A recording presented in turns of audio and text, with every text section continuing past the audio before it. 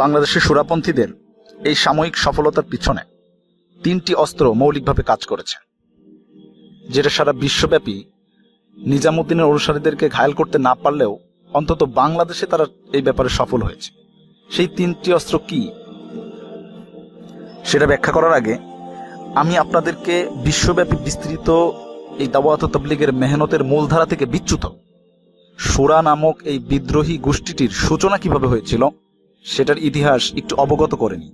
2016 সালে মৌলানা ইজহারুল ইসলামের মৃত্যুর পর পাকিস্তানের কিছু ষড়যন্ত্রকারীদের সাথে নিজামুদ্দিনের উচ্চাভিলাষী কিছু সাথী এবং বাংলাদেশের কিছু সাথী মিলিতভাবে সর্বপ্রথম এই শূরা নামক নব উদ্ভাবিত পদ্ধতিটি সূচনা করে।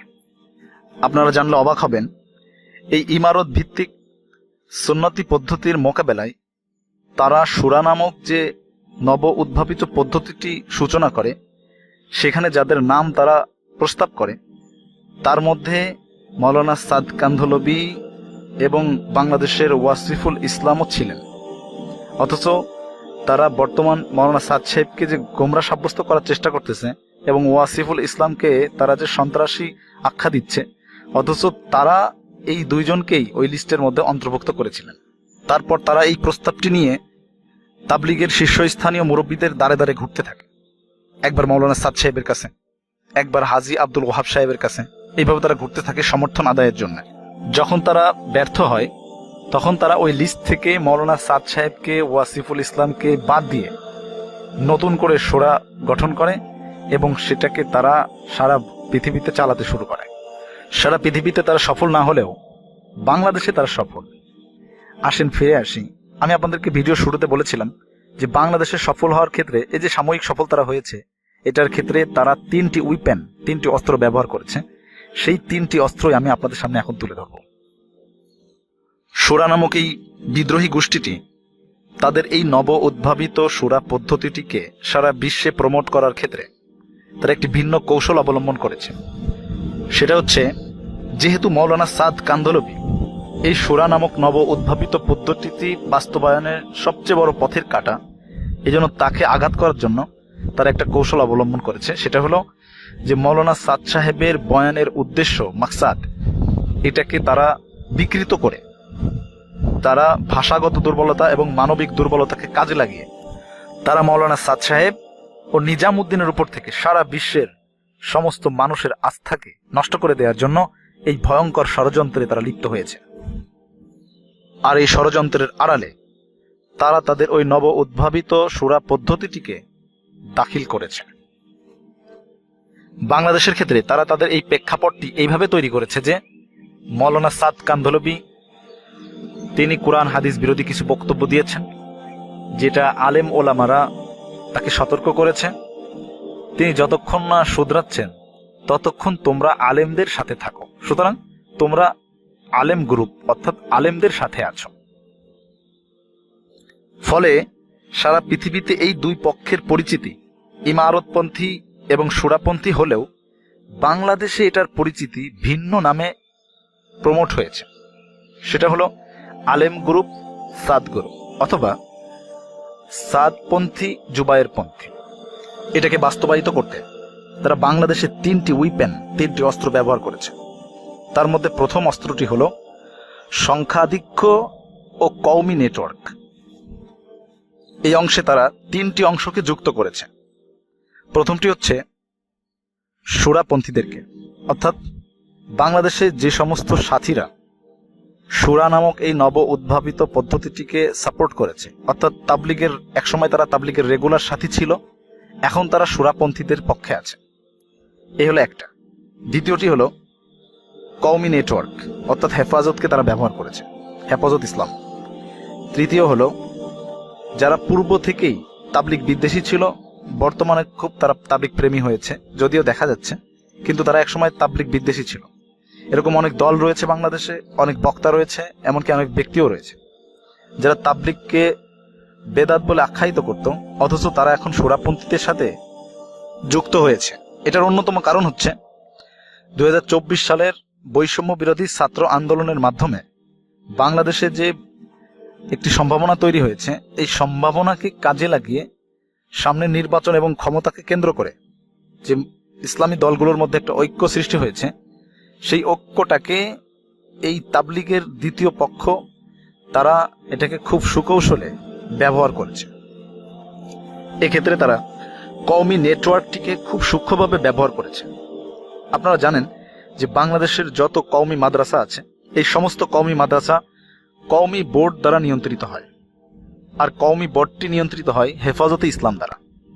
সুতরাং অঙ্কটি খুব সূক্ষ্মভাবে মেলান যে কওমি বোর্ডকে নিয়ন্ত্রণ করছে হেফাজতে ইসলাম এবং কওমি বোর্ড নিয়ন্ত্রণ করতেছে বাংলাদেশের সমস্ত কওমি মাদ্রাসাগুলো, অর্থাৎ প্রত্যেকটি মাদ্রাসা যে মুহতামিম আছে তারা পরিচালিত হয় কওমি বোর্ড দ্বারা, এবং প্রত্যেকটি মাদ্রাসার সমস্ত ওস্তাদরা পরিচালিত হয় ওই কওমি মাদ্রাসার মুহতামিম দ্বারা, এবং ওই মাদ্রাসার প্রত্যেকটি ছাত্র পরিচালিত হয় ওই মাদ্রাসার ওস্তাদদের দ্বারা, এবং এই মাদ্রাসার প্রত্যেকটা শিক্ষার্থী একসময় মসজিদের খেদমতে নিযুক্ত হয়, কেউ ওয়াইজ হয়, কেউ মাদ্রাসার খেদমতে নিযুক্ত হয়। এই নেটওয়ার্কটি এমনভাবে কাজ করে যে যদি হেফাজতে ইসলাম কোনো একটি মতকে তারা বাংলাদেশের সমস্ত স্তরের মানুষের কাছে পৌঁছে দিতে চায়, তো খুব সহজেই তারা এই নেটওয়ার্কটি ব্যবহার করতে পারে। কেননা মসজিদের যে ইমাম, যিনি মসজিদের খেদমতে থাকেন, এবং যারা ওয়াইজ, যারা বিভিন্ন মজমাগুলোতে বক্তৃতা দেয়, তারা তো এই হেফাজত দ্বারাই নিয়ন্ত্রিত হচ্ছে। সুতরাং যখন এই দুইটি অংশ সাধারণ মানুষের সাথে সবচেয়ে বেশি সম্পৃক্ত হওয়ার কারণে তারা যখন কোনো কথা এই সাধারণ মানুষের সামনে পেশ করে, তো সাধারণ মানুষের মধ্যে ওই পরিমাণ ইলম নাই যে এই কথাটি শরিয়াতের খেলাফ নাকি এটা শরিয়াতের মধ্যে। সুতরাং তারা এটা না বুঝতে পারার কারণে খুব সহজেই এই নেটওয়ার্ক দ্বারা তারা প্রভাবিত হয়, ফলে একটি শক্তিশালী জনবল তৈরি হয়, যেটাকে আমি আপনাদের ক্ষেত্রে প্রথমেই বলেছি যে এইটা হচ্ছে শোরাপন্থীদের বাংলাদেশের সাময়িক সফলতার প্রথম উইপেন, যে তারা এই নেটওয়ার্কটি ব্যবহার করে সাধারণ মানুষকে একত্র করতে পেরেছে এবং তারা একটি জনবল তৈরি করতে পেরেছে যেটা পেশি শক্তি হিসেবে কাজ করেছে। দ্বিতীয় যে উইপেনটি, যে অস্ত্রটি তারা ব্যবহার করেছে, সেটা হলো সাধারণ মানুষের জিহালতের সুযোগে তাদের আবেগকে ব্যবহার করা। আপনি অবাক হবেন যে 90% মুসলমানের দেশ বাংলাদেশ। আপনি কি জানেন যে এখানে 80% মানুষ নিয়মিত নামাজি নয়? এর মধ্যে প্রায় 50% যারা শুধুমাত্র জুমার দিনে মসজিদে আসে, বাকি পুরা সপ্তাহ তারা স্বেচ্ছায় নামাজকে ত্যাগ করে। এখানে যে 10% নামাজ পড়তেছে তাদের মধ্যে প্রায় 5% নামাজের ওয়াজিব সম্পর্কেই অবগত না। এখন আপনি চিন্তা করুন, একটি মসজিদের কথাই চিন্তা করুন যে এই মসজিদের আওতায় 200 জন লোক বসবাস করে, এর মধ্যে 50 জন আছে অমুসলিম। আপনি তাদের কথা বাদ দিন, থাকলো কতজন? 150 জন। এই 150 জনের মধ্যে 10 জন মানুষ তার সন্তানকে স্বেচ্ছায় মাদ্রাসায় পাঠাচ্ছে দিন শেখার জন্য, এবং 10 জন মানুষ তার ঘরের মেয়েকে স্বেচ্ছায় মহিলা মাদ্রাসাতে পাঠাচ্ছে দিন শেখার জন্য। তাহলে 150 জনের মধ্যে কতজন চলে গেল? 20 জন। থাকলো কতজন? 130 জন। এই 130 জনের মধ্যে আমাদের দিন প্রচার বা দিনকে প্রসার করা বা দিনকে শেখানোর কি তরিকা বাকি আছে সমাজে? শুধুমাত্র জুমার দিনের বয়ান এবং বাৎসরিক ওয়াজ মাহফিল এবং কিছু কিছু মসজিদে মক্তব। আপনি অবাক হবেন যে বাংলাদেশে একসময় আমরা দেখেছি যে প্রত্যেকটা মসজিদে মক্তব ছিল, সেখানে ইসলামের মৌলিক ইলমগুলো শেখানো হতো। কিন্তু এখনকার অবস্থা খুব নাজেহাল। মানুষ ইংরেজি শিক্ষার দিকে ঝুঁকেছে এবং তারা তাদের বাচ্চাদেরকে ভোরবেলা প্রাইভেটের পিছনে লাগিয়েছে, তারা তাদের বাচ্চাদেরকে মক্তবে পাঠায় না। সুতরাং যে অ্যাডভান্টেজটি আমাদের আজকে থেকে 20 বছর আগে ছিল, সেটা থেকেও আমাদের দেশের শিশুরা বঞ্চিত হচ্ছে।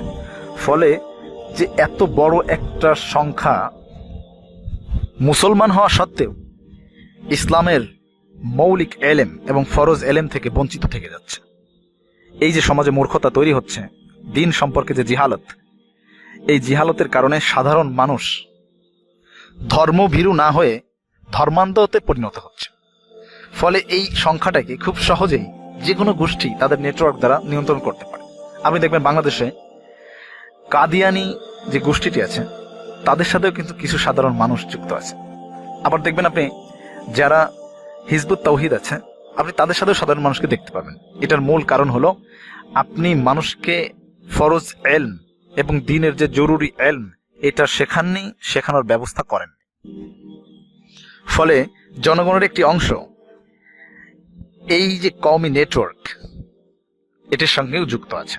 এই অংশটিকে জুবায়ের পন্থীরা দ্বিতীয় উইপেন হিসেবে ব্যবহার করেছে। আপনি দেখবেন যে বাংলাদেশে এই যে 24 সালে যে জোরকে কেন্দ্র করে যে ঘটনা ঘটলো, এই ঘটনার পর সারা বাংলাদেশে যে সাধারণ মানুষের মধ্যে একটা রিয়াকশন, আপনি বুঝতে পারছেন এটা হলো সেই আবেগ থেকে, যেই আবেগ দ্বারা তারা ওই ব্যক্তিদেরকে অনুসরণ করে।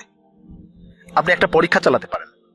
আপনি রাস্তায় হাঁটতে থাকেন এবং প্রথম 100 জনকে জিজ্ঞাসা করেন যে ইমারত এবং সূরার মধ্যে পার্থক্য কি। আমি আপনাকে গ্যারান্টি দিয়ে বলতে পারি প্রায় 95% মানুষ এটা ব্যাখ্যা করতে ব্যর্থ হবে যে আসলে সূরা এবং ইমারতের মধ্যে পার্থক্যটা কি। এমনকি আপনি অবাক হবেন যে আমাদের দেশের অসংখ্য সাধারণ ওলামা পর্যন্ত এটা অবগত নয় যে আসলে সূরা আর ইমারতের মধ্যে কি পার্থক্য আছে এবং এটার বাস্তবতাটা কি, এটার ভয়াবহতা কি, এটা সম্পর্কে তারা অবগতই না। ফলে তারা বাংলাদেশের অধিকাংশ সাধারণ মানুষকে এই জুবায়ের পন্থী তারা তাদের অংশে এটাকে যুক্ত করতে পেরেছে, কারণ সাধারণ মানুষের মধ্যে এই নির্ণয় করার এই যোগ্যতাটি নেই যে আসলে এই দুই পক্ষের মধ্যে কারা তাদের দাবির উপর সত্যবাদী। এবং সর্বশেষ এবং চূড়ান্ত এবং সবচেয়ে ভয়ঙ্কর যে উইপেন, যে অস্ত্রটি তারা ব্যবহার করেছে, সেটা হলো তথ্য সন্ত্রাস। আপনি অবাক হবেন যে বাংলাদেশে এই তাবলিগের ফিতনায় যেই পরিমাণ মিথ্যা অপপ্রচার চালানো হয়েছে, এটার মোকাবেলায় সত্যকে তুলে ধরা এটা হবে পাহাড়কে মাথা দিয়ে ঠেলে নেওয়ার মতো। মিথ্যাকে সত্য বানানো, সত্যকে মিথ্যা বানানো, প্রত্যেকটা ক্ষেত্রে এই তথ্য সন্ত্রাস এমনভাবে কাজ করে যে সাধারণ মানুষের একটি অনেক বড় অংশ যারা বিভ্রান্ত হয়ে ভুলকে ঠিক মনে করে, ঠিককে ভুল মনে করতে থাকে। আপনি দেখবেন যে ইউটিউব, ফেসবুক, মসজিদের মেম্বার, ওয়াজের ময়দান, সাধারণ মানুষ, সমস্ত জায়গায় এত পরিমাণে এই তথ্য সন্ত্রাস করা হয়েছে যে নিজামুদ্দিনের অনুসারীদের যে মূল দাবিটা কি, এটা এত তলে পড়ে গেছে যে এটাকে উপরে উঠিয়ে নিয়ে আসার মতো যোগ্যতা অনেক সাধারণ আলেমদের মধ্যেও আপনি পাবেন না। যেমন আমি আপনাদেরকে একটি মিসাল দিই, উদাহরণ দিই। ওলামাদের বেতন প্রসঙ্গ, এই জিনিসটা নিয়ে যে বাংলাদেশে মৌলানা সাদ সাহেবের ব্যাপারে যে অপপ্রচারটি চালানো হয়েছে, যে মৌলানা সাদ সাহেব বলেছেন যে ওলামারা যে বেতন মসজিদ মাদ্রাসাতে খেদমতের বিনিময়ে যেটা পায়, এটা হচ্ছে একজন বেশ্যার উপার্জনের থেকেও নিকৃষ্ট এবং বেশ্যারা তাদের আগে কিয়ামতের দিন জান্নাতে চলে যাবে। অ্যাকচুয়ালি এই ব্যাপারটা নিয়ে মৌলানা সাদ কান্দলবি যে বক্তৃতাটা দিয়েছিলেন, সেটা সম্পর্কে প্রায় 95% মানুষ অবগতই না। তারা জানে না প্রকৃতপক্ষে যে মৌলানা সাদ কান্দলবি এই ব্যাপারে আসলে কি বক্তব্য দিয়েছেন। তথ্য সন্ত্রাসের কারণে যখন মসজিদের মেম্বার, ওয়াজের ময়দান, ইউটিউব, ফেসবুক, সাধারণ মানুষকে পরস্পর বলতে থাকা, এইগুলা যখন এত পরিমাণে চালানো হয়েছে যে প্রকৃতপক্ষে মৌলানা সাদ কান্দলবি যে কি বলেছেন সেটা নির্ণয় করা একজন সাধারণ মানুষ তো দূরের কথা, সাধারণ একজন ওলামাও ব্যর্থ হবে যে প্রকৃতপক্ষে মৌলানা সাদ কান্দলবি আসলে কি বলেছেন। একইভাবে মৌলানা সাদ কান্দলবি বলেছেন আল্লাহ তাআলার হাতে হেদায়েত নেই। মৌলানা সাদ কান্দলবি বলেছেন আমাকে যে মানবে না তো সে জাহান্নামে যাবে। মৌলানা সাদ সাহেব উনি মুসা আলাইহিস সালামের ভুল ধরছেন, মৌলানা সাদ সাহেব সুলাইমান আলাইহিস সালামের ভুল ধরছেন, উনি সাহাবাদের ভুল ধরছেন। মানে এত পরিমাণে তথ্য সন্ত্রাস করা হয়েছে, ফলে প্রকৃত সত্যকে বুঝতে পারা এটা তো এক মহা মুশকিল হয়ে পড়েছে। এবং সর্বশেষ যে টুঙ্গির ময়দানে যে 24 সালের যে ঘটনা ঘটল, এই ঘটনার ক্ষেত্রেও তারা এই 3টে উইপেনই ব্যবহার করেছে। বিশেষভাবে তথ্য সন্ত্রাসকে তারা ভয়ঙ্করভাবে ব্যবহার করেছে যে মাওলানা সাদ কান্দলবির অনুসারীরা তারা মূলত অ্যাটাক করেছে। আমি আরেকটা ভিডিও বানিয়েছি এখানে যে আসলে মাওলানা সাদ কান্দলবির অনুসারীরা হামলা করার মাধ্যমে কি তারা লাভবান হলো নাকি ক্ষতিগ্রস্ত হলো? এই হামলাটার মাধ্যমে সবচেয়ে বেশি ফায়দা লুটতেছে যারা, প্রকৃতপক্ষে এই হামলার মাস্টার মাইন্ডই হচ্ছে তারা। এবং তারা সাধারণ মানুষকে যেভাবে তথ্য সন্ত্রাস করে যে সাধারণ মানুষের মগজকে ধোলাই করেছে, যার কারণে বাংলাদেশে এই উদ্ধত পরিস্থিতির সৃষ্টি হয়েছে। সর্বশেষ আমি একটি কথা বলতে চাই, সেটা হলো আল্লাহ তাআলা কোরআনে বলেছেন ইত্তাকুল্লাহ ওয়া কুনু মাস সাদিকিন, যে তোমরা আল্লাহ তাআলাকে ভয় করো এবং সত্যবাদীদের সাথে থাকো। এই জন্য আমরা আল্লাহ তাআলাকে ভয় করি, সত্যবাদীদের সাথে থাকি। এরকম না যে যেদিকে সংখ্যা বেশি আছে ওই দিকে থাকাই হকের আলামত। সংখ্যা দিয়ে কখনো হক বাতিল নির্ণয় করা যায় না। যদি 100 জনের মধ্যে 99 জন বলে যে শুকরের গোশত হালাল, আর একজন বলে যে না এটা আল্লাহ তাআলার হুকুম, শুকরের গোশত হারাম, তো সংখ্যা বেশি হওয়ার কারণে তারা কিন্তু হক নয়। সারা দুনিয়াতে মুসলমানদের থেকে মুশরিকরা কিন্তু সংখ্যায় বেশি। তার মানে কি আমি বলবো যে মুশরিকরা হক? কখনোই না। নূহ আলাইহিস সালাম 950 বছর মেহনত করছেন, মাত্র 80 থেকে 82 জন দিন কবুল করছেন, বাকিরা সবাই গোমরা হয়ে গেছে। তার মানে আমি এটা বলবো যে মাত্র 80 থেকে 82 জন, এটা তো সংখ্যা অনেক কম, সুতরাং যারা বেশি মতকে গ্রহণ করছে তারাই হক। এই জন্য হক বাতিলের সম্পর্ক তাদের দাবির সাথে দেখতে হবে, যে তাদের দাবিটা কি।